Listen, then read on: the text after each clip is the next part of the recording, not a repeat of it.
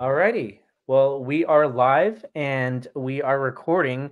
And as Eric has introduced me before, since I am the co-host, I'm going to have some fun and be the main host today. And let's get to know Eric a little bit more on today's episode. So, again, one of my roles here, Chris Mateo, is one of the co-hosts here. That's one of my roles. But the next thing is, as a producer, I need to catch Eric on some things that will need correcting, some things that will need, I don't know, public apologies, or we'll need to send letters out to people. But Because today I'll I be want to ranting. start off. He'll rant, and we love you for it, but we do have to backtrack sometimes, and that's going to be one of my jobs. But the very first one I want to start off with is making sure people know that Eric does know the difference between two uh, very important terms that were brought up during our interview a couple of episodes ago. But I'll let Eric kind of distinguish this and share what the correction is that we need to make. And this No, because I was was it? re-listening to our episode just to kind of continuation, this episode, because I know we were gonna be reconnecting. So I was re-listening to kind of like continue our conversation, kind of.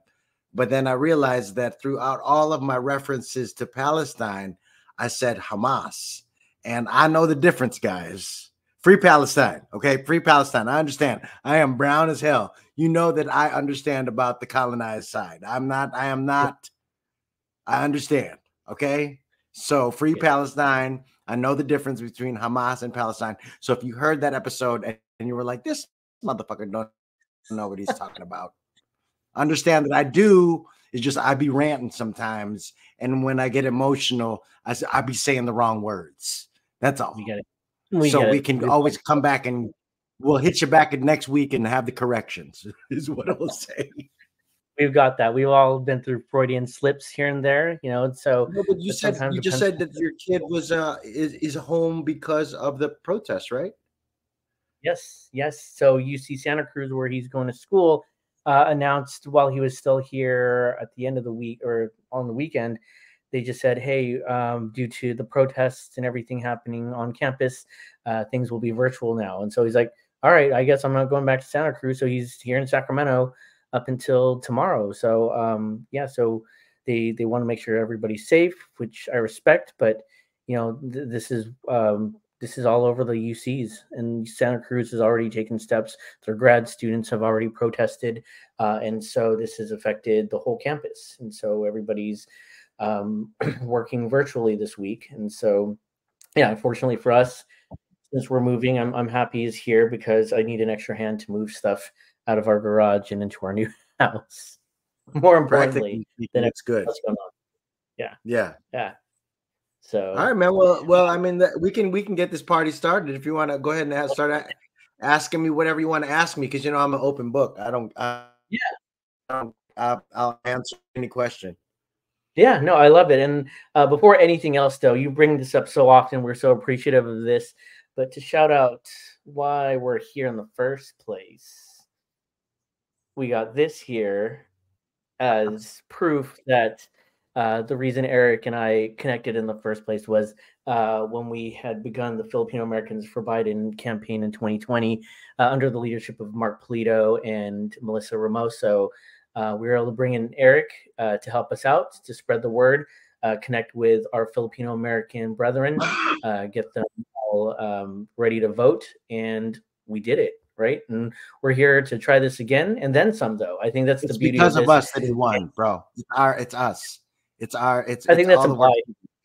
Yeah, that's implied. He knows. You're welcome. He knows. Yeah, you're welcome. Yeah. Okay, guys, you're welcome. Yeah. During API Heritage Month, he's like, "Thank you, APIs," but what he's really saying is, "Thank you, Eric and Chris." And we're like, "Dude, just leave it alone. Like, we get it. We feel appreciated, Joe. We're cool. Just subscribe to the podcast, man. It's all good. That's all we need to know. And then join as a guest maybe at the end of this season. That's our season finale. We'll have Joe Biden on here. So stay tuned, everyone. That would be pretty damn cool if that was the case. That would be pretty cool if we had the president on. And he was the president, because God forbid the other outcome that could happen. I feel that fool's going to be in jail anyway. By the time November rolls around, I feel like Stormy's going to. And once this guy Judge Merchan, who's overseeing the case, the Stormy Daniels case.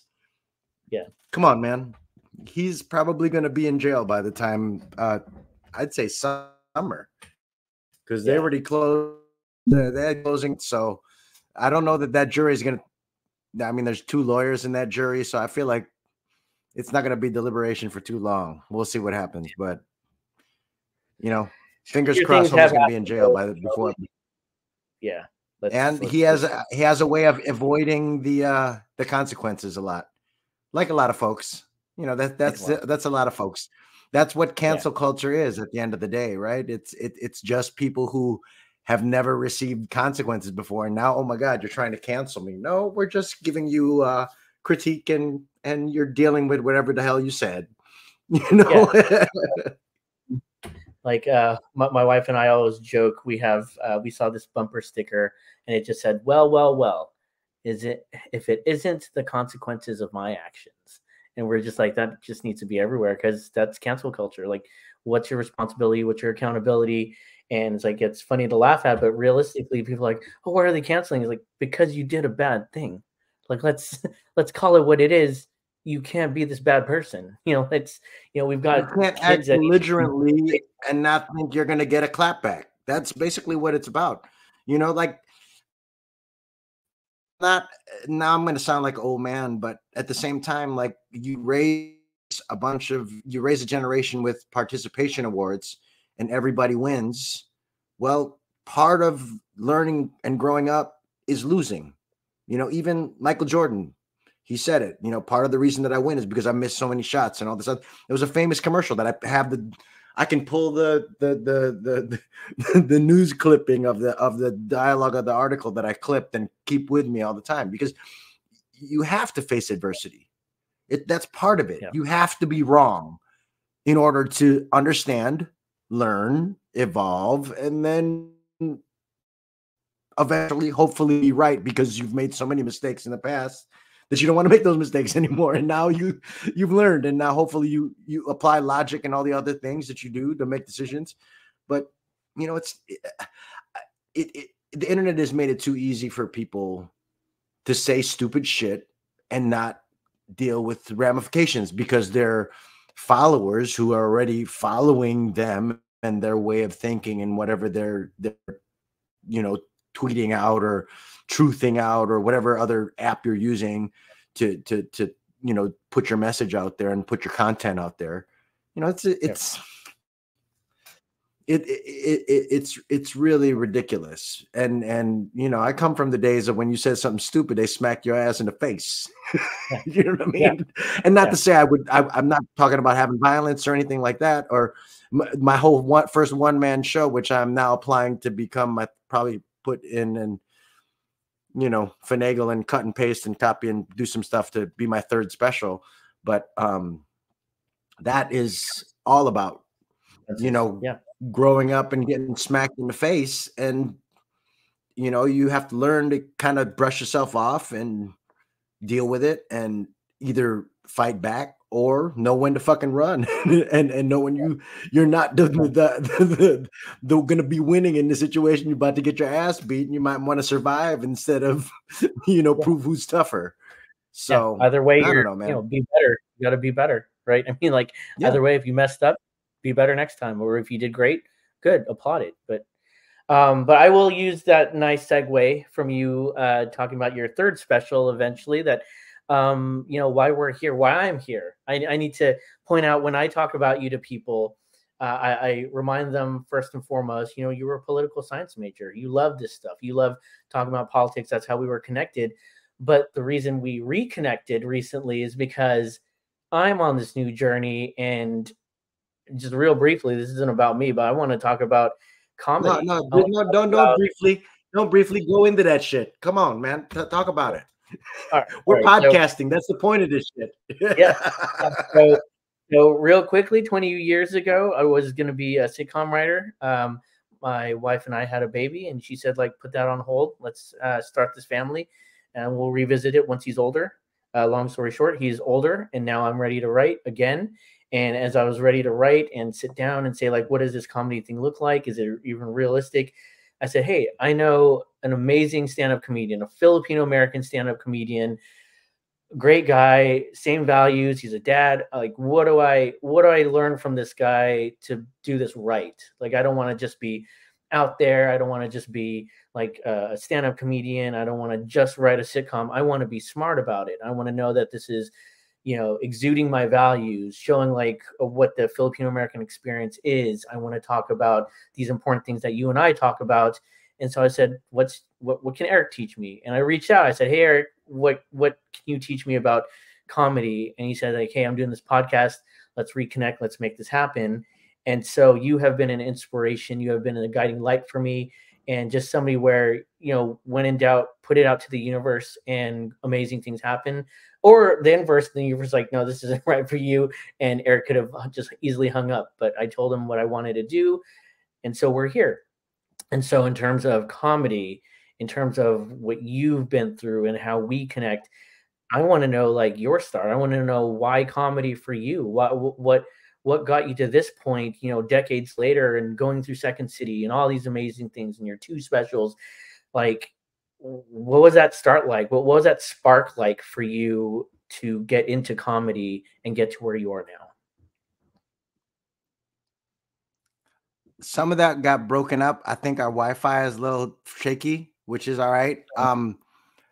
Say that all again a little bit, like say just a question again real quickly, because it's where the question that you kind of broke up. So just say that again so that the listeners get the question, because I know what you're asking. Yeah. So I kind of, but yeah, definitely just so the listeners can get it again, because it was really kind of spotty with the audio on the thing, and I'm trying to figure out how to fix that with this. But at the end of the day, we're good for now.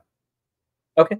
Yeah. So really, the question is, how did you get into comedy? Why was comedy what was that spark for you to get into comedy from, your early days, from Second City, from being in Chicago to now where, you've done your specials, you're on this podcast, you're, like Mini Pacquiao, everything in between. And like, what was it for you?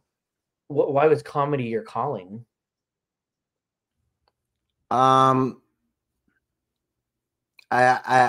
was thinking about this when the audio was breaking up, and I'm still thinking about it, because comedy is just what came naturally to me. Like from the moment that I watched Eddie Murphy Delirious when I was like 9 or 10 years old, maybe even 11.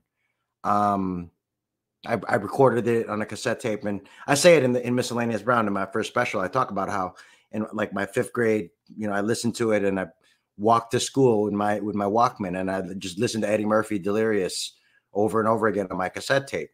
And like little did I know that I'd be a stand-up comedian. Now I'm 50 years old and I'm still doing it, but part of it is the infectious,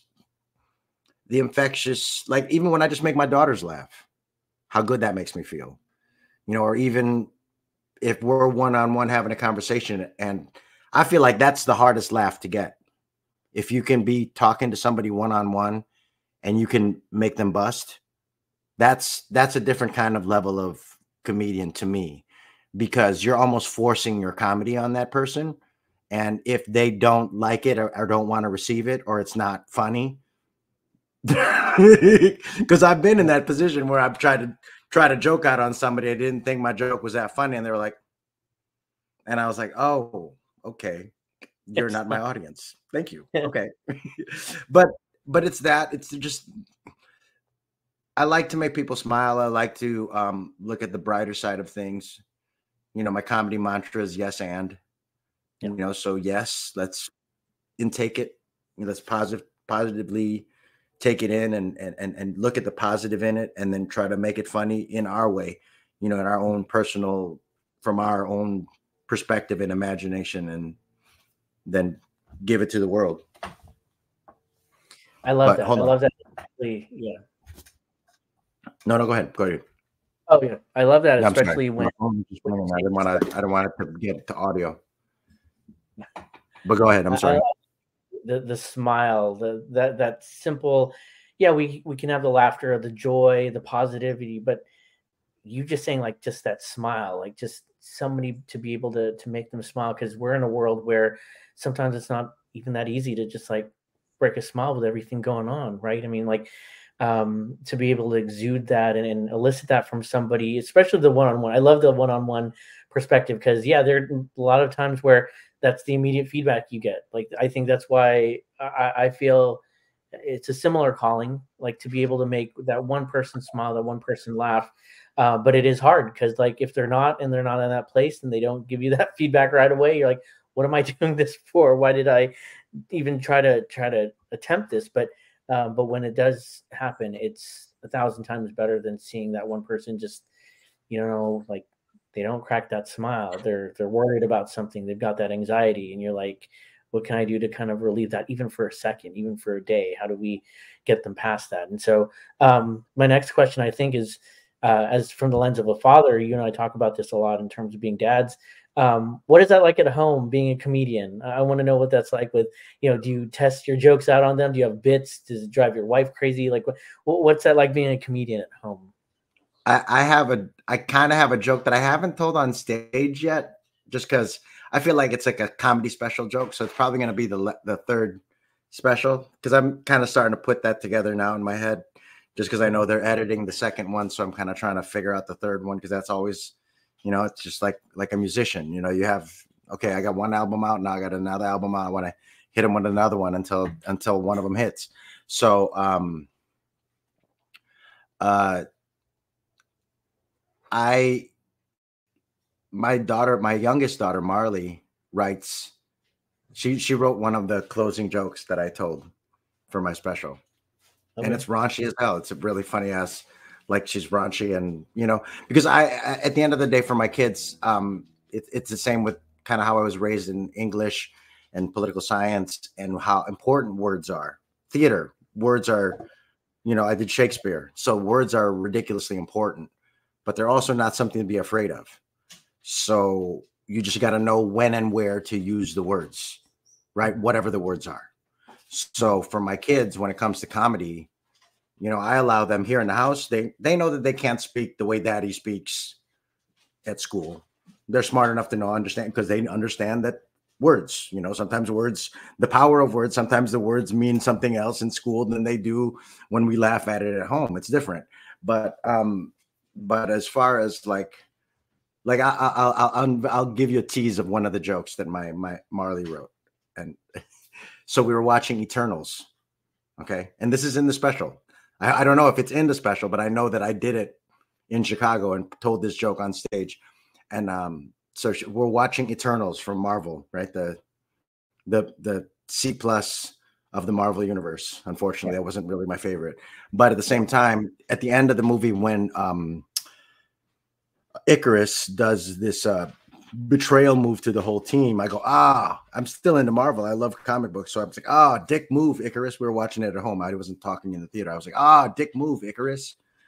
And then Marley chimes in and says, yeah, Icarus, you're a big, heavy dick. And I was like, oh my God, I've never heard a dick described as heavy before.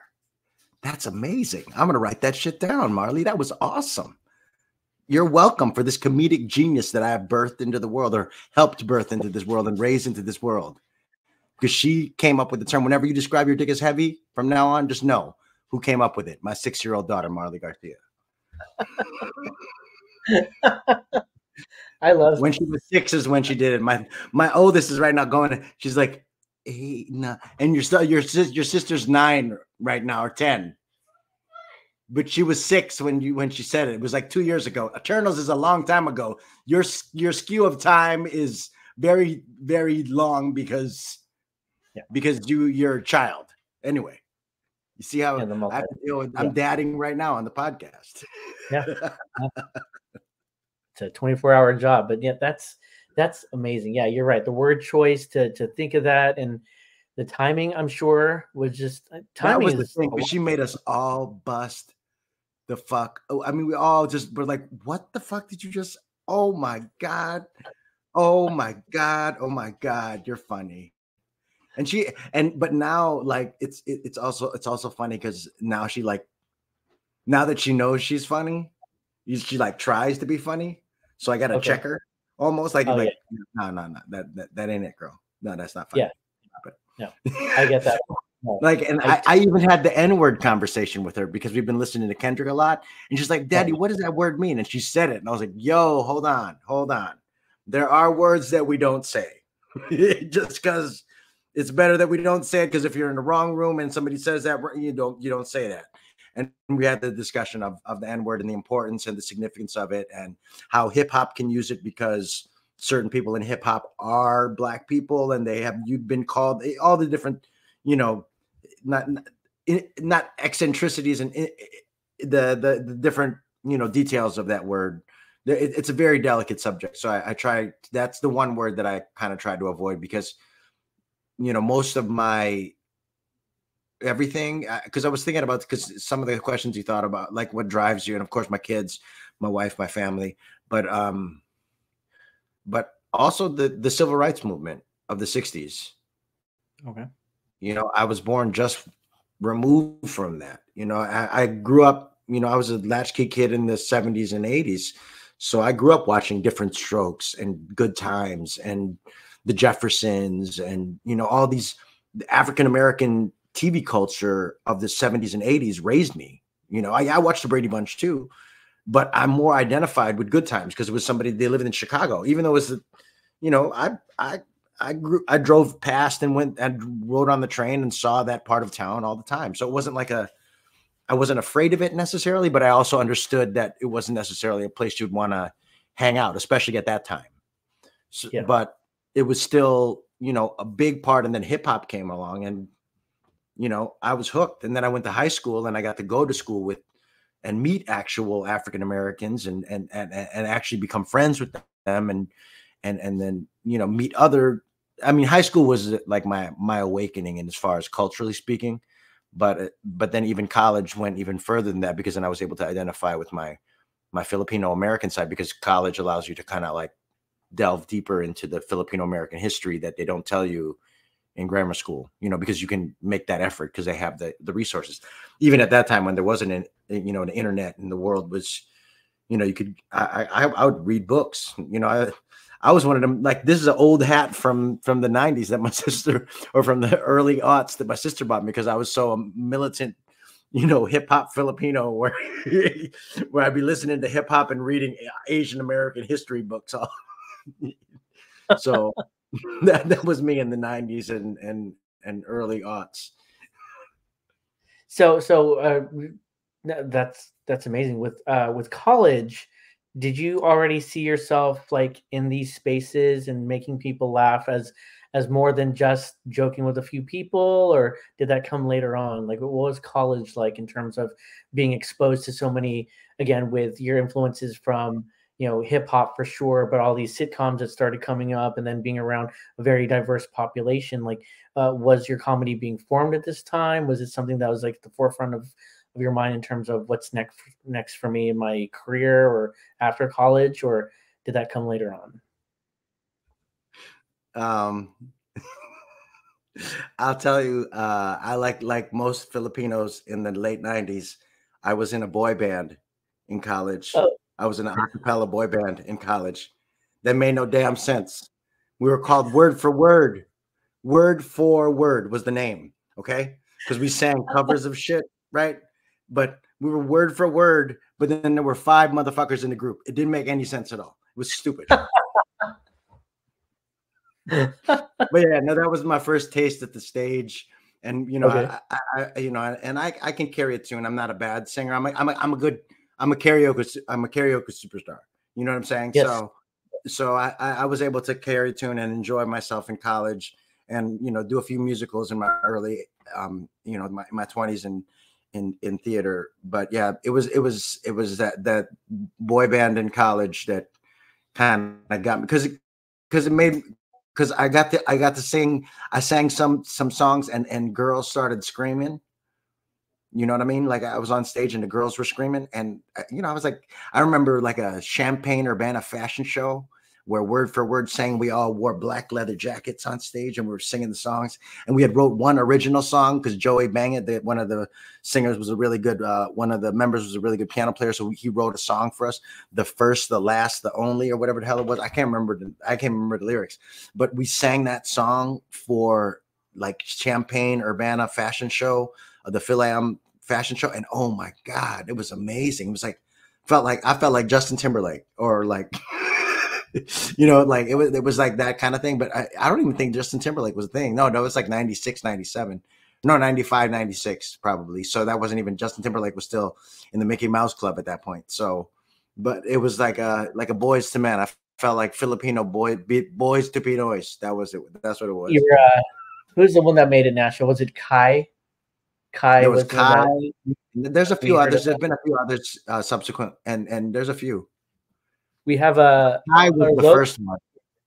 I don't know if you remember Touch, but I know one of their band members here is the dad of my son's friend from high school. And so we see him all the time. This guy's just super talented. He plays at church. I'm like, this guy's really good. We're like, wait, he's from that boy band, that Filipino boy band Touch, that they played for Clinton back in the day. It was like, man. That's what I'm saying. Like we forget about how good, and the because it's always the next big thing with us in the Filipino community, which is unfortunate.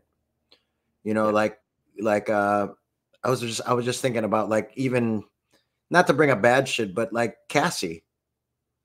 Oh yeah, that was Puffy's unfortunate wife for 10 years, and all the abuse that she endured. And we were all about, when we, me and you, we're singing that song all day.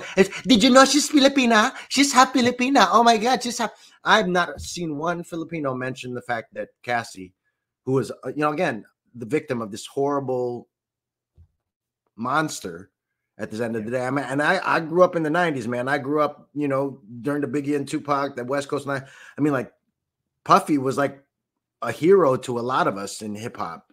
So this whole thing where everybody's crumbling, it's all crumbling down. It's a little weird, but at the same time, like, I would, if nobody else from the Filipino American community is going to mention it, I'm just, we're here for you, Cassie, because I mean, we know that she was even identifying during the time when her song and an album was popular, with the community. So, I feel for you, and hopefully you get through this, and hopefully you get paid a lot of money, because you endured a lot of shit, and take all that money away from that asshole, I would say. And then, I don't know. It just, I think we have to have a conversation a lot, I think, on this podcast, and I think with, different leaders in our community, about how we digest and then, figure out and process celebrity within and without our community. And I think that's what I think, part of this podcast is about, part of what Kanakuyas is about, part of all the podcasts that are about, is because I'm realizing that as a comedian, we are kind of the philosophers of our time. If we want to be, if you want to have something of substance when it comes to your art and the craft and the message that you're trying to get out.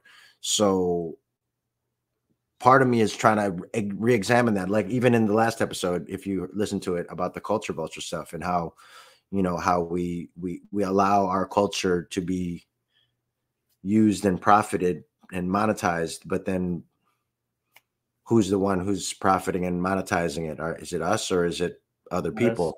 So, those are questions that I want to ask, but those are also questions that I want to ask of the politicians that we bring on the show, because, they're the leaders. So what do they think of that stuff? What, like, I was talking to Robbie after it, because I didn't want to like spring it on them, but at the same time, these people who are profiting, like, if you just Google the word Tagalog, and it's like, aren't there supposed to be Filipino people on these links to be teaching people Tagalog? How come it's all Caucasian people? It's a little weird. So, I just want to bring a little bit of light to that, but also, because representation at the end of the day, that's one of my ultimate things with comedy. It was why I did Second City for as long as I did, and why I left.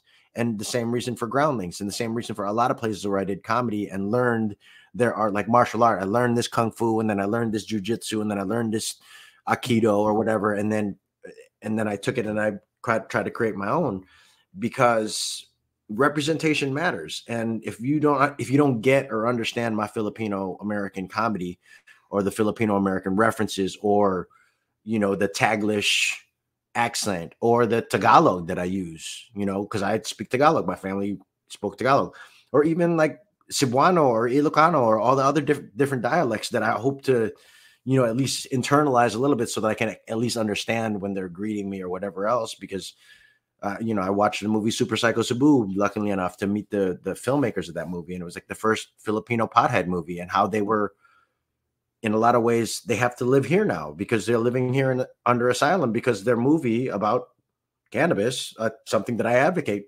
for, drove them out of in fear of their lives because of the I can never say the Duterte. I just got to say Duterte administration. I can't say the Duterte, because as a Chicagoan, I always say duh.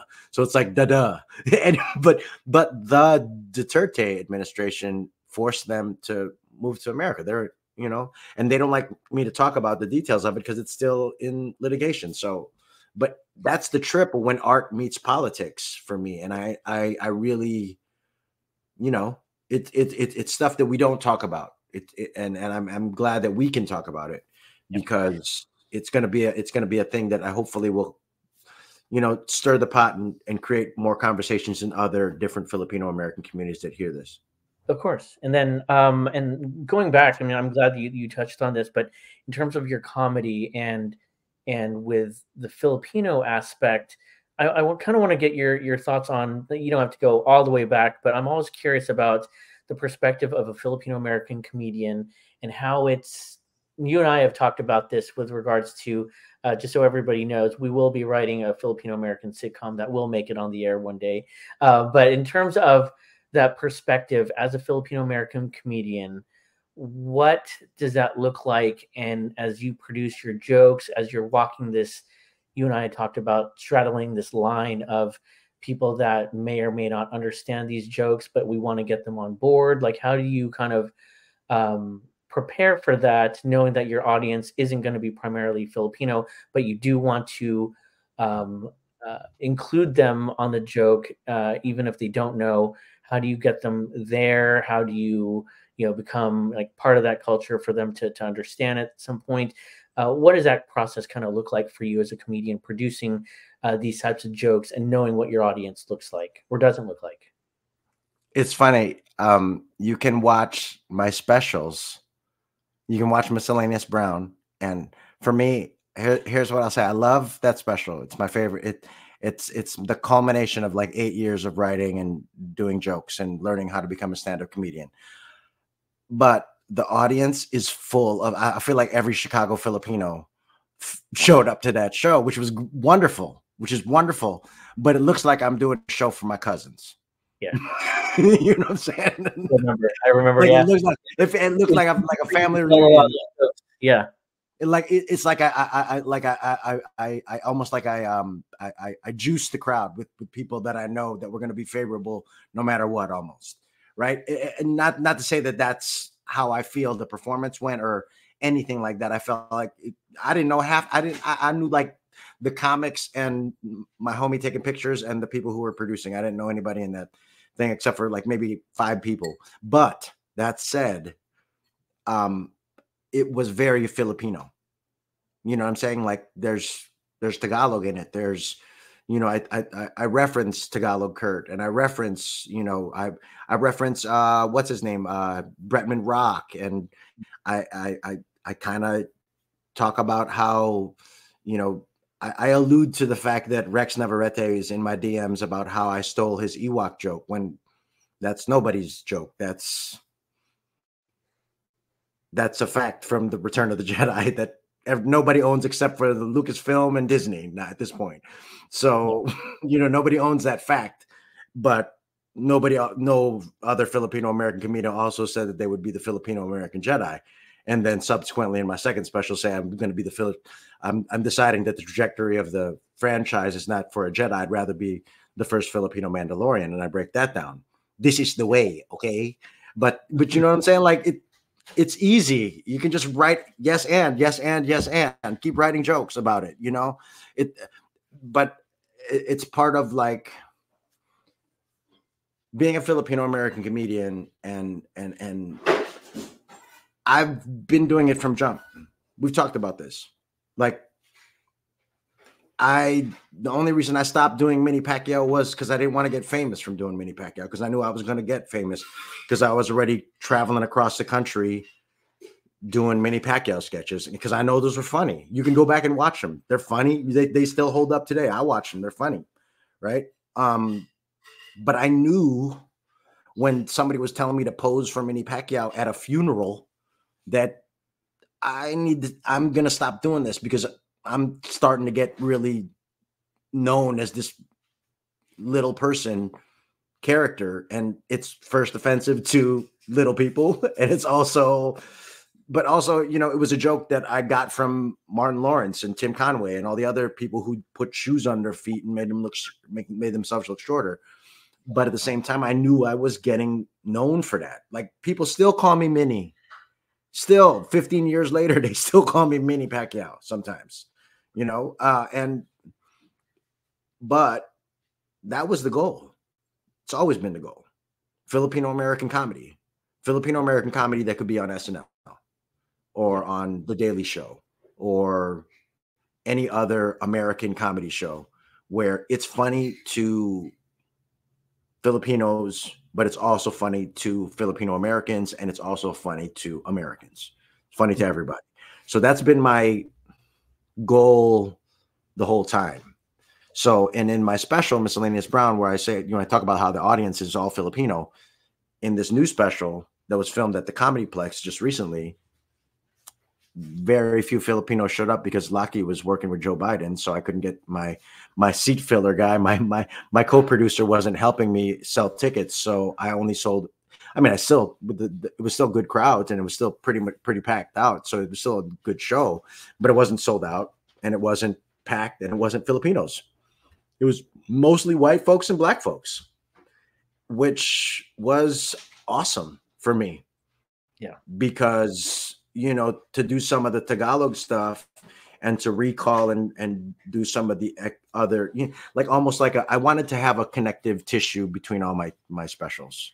If they're going to be filmed, I wanted a connective tissue. So some of the jokes that really hit the first special, and I know because they're just jokes that people have already, either it's already went viral or it's, you know, people talk to me about how they're their favorite jokes. I'm going to bring them back a little bit. Yeah. But the only one thing that I didn't do in Unemployable, which I'll probably do in the next one, and I'll start working on with shows that I'm doing, so you'll probably want to come see the live show, is I wanted to bring Tito Chito back. But Tito Chito, because I wanted to bring Tito, because I want everybody to know that Tito Chito is a fictional character. Tito Chito he is Homie the Clown. He is a sketch character that I created at the Groundlings, and he's just an older Filipino ladies' man, right? And still very real to a lot of us. The way that you presented him, like, he sounded very, very unfortunately familiar to a lot of us. So, well, that was the point, right? And so I love him. I love him because he allows me to say things that I don't say. All right, I won't say.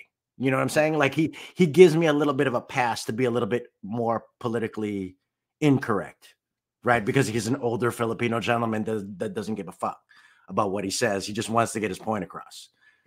So, but I wanted to do that and do a review of what happened when my dad and I sat down and watched Easter Sunday. Yeah. No, because the stuff that my dad said during that shit was hilarious. Hilarious. That's oh my God, it was hilarious. You meant to tell me that they live in Los Angeles, but they never tried halo halo? What the fuck? Are you crazy? God almighty. How does that even work? I've been in Chicago and I've already tried LA halo halo maybe the first week. What's wrong with you? I mean, even just like my dad was like doing script analysis when we were watching that shit.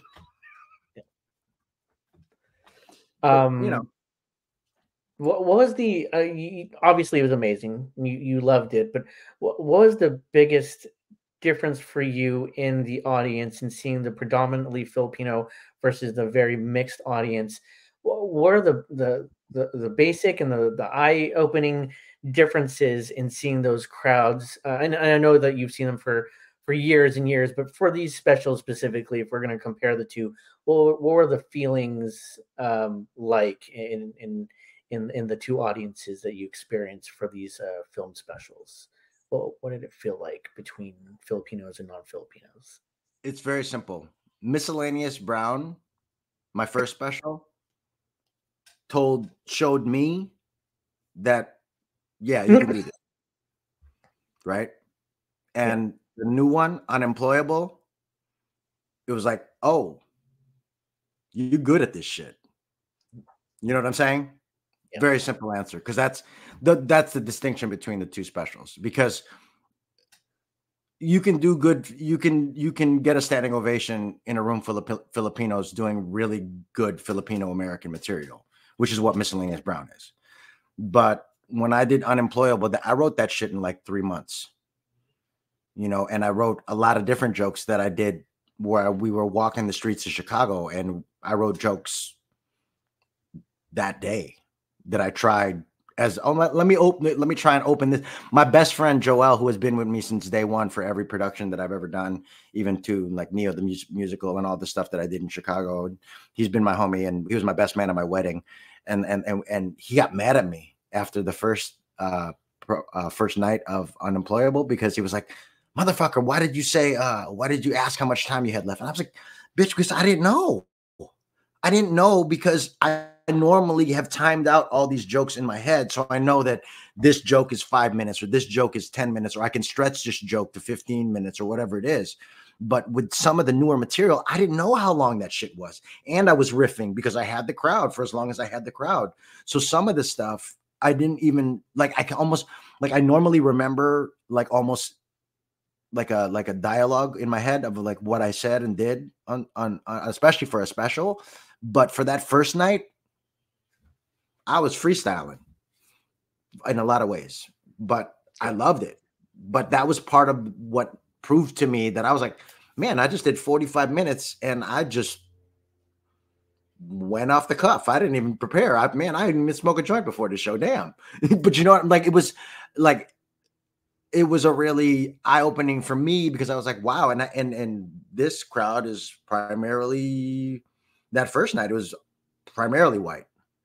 So the idea that I had them, and they were into my performance, and they were into all the other comics too. It reassured me that, you know, I was doing the right thing. Yeah. So, yeah. Oh, that's awesome. Speaking of 45 minutes, we are almost at 45 minutes. So I want to end with a couple of questions. I can talk forever, bro. I don't know why you thought you could interview me and keep it. Hey, bro, if you have any other questions, just ask. We can always go an hour. It don't matter. Yeah. If you have this is the beauty of the podcast.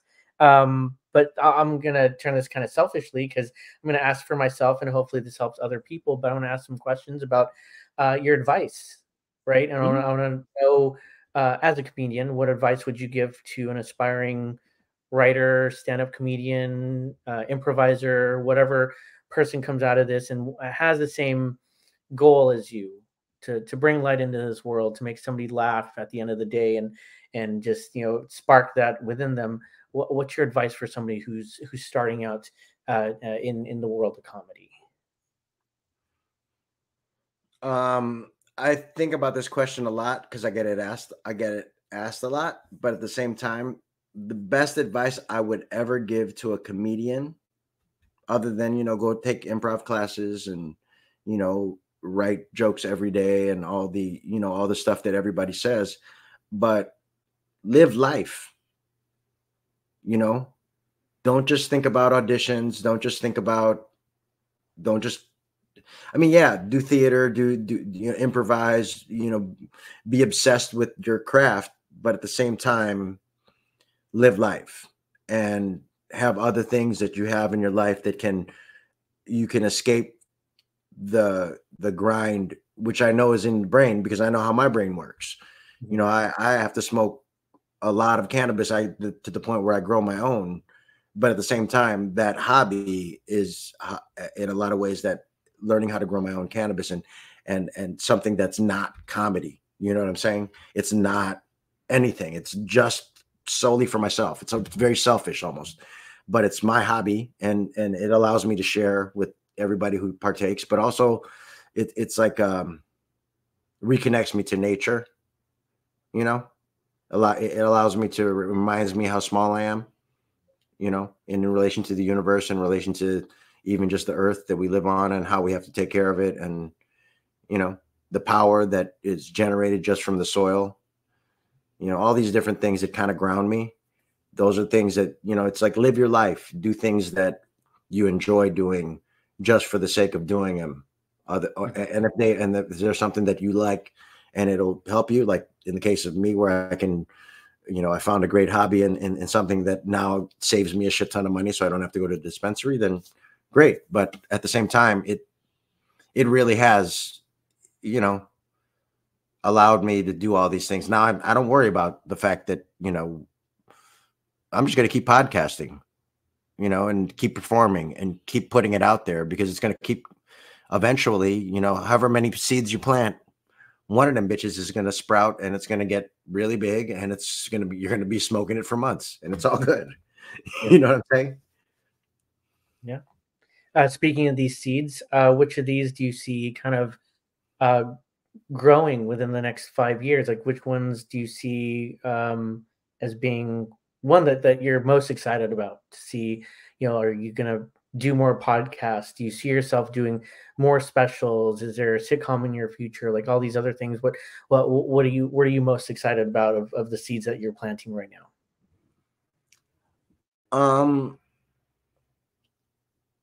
But you know, because you asked me this in our little questionnaire back and forth before this episode, and I started thinking about the next 5 years, and I've been thinking about the next 5 years for the past almost 30 years.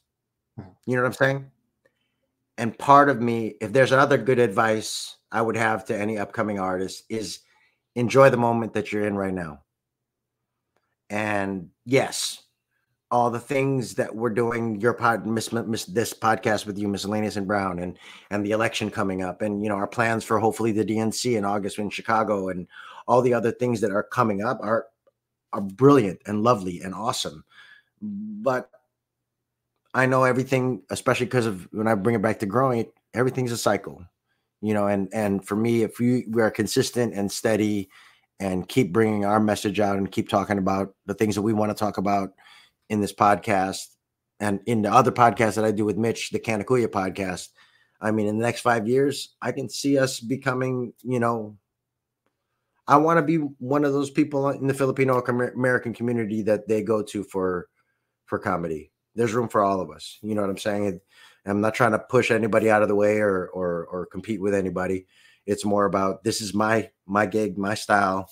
You know, I'm trying to, you know, a little politics, a little philosophy, a little more depth. But at the same time, I still want to keep you laughing and keeping you smiling, and you know, as long as I'm making my kids laugh and my wife go, "Oh, please God, don't say that." I'm good, man. I'm good. You know what I'm saying? I'm good.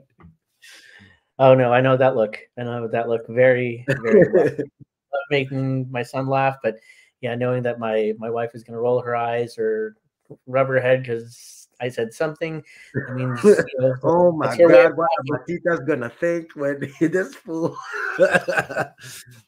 I'm actually, yeah, go ahead. I was just gonna say the worst thing is no reaction from your partner, right? If they just walk away or whatever, it's one thing to be like, "Oh my gosh, I'm so embarrassed," but it's another one. It's like they're just silent, walk away. It's like, all right, then I didn't do anything. I didn't elicit any reaction. So yeah, that's no. As long as I shock my wife, as long as my wife is like, oh, why would you? Oh, I know I got fire. I know I have fire. And then Marley's like giggling. Yeah. because Daddy said dick again. Yeah. She's already writing the next joke in her head thanks to you. She's like, all right. Inspiring. She's like, Inspiring okay, her. I see what it is. You don't really have to say anything funny. Just stress the word dick. People will laugh. Okay, I'm gonna write that down. That's all Daddy does. Yeah. That's awesome. That's awesome. Well, no, this is great, and I think your audience, our audience, is just gonna like just absorb this and know you better. And moving forward, we want to make sure that like we're on the same page as you, and like we grow this audience because you align with so many people that listen to this.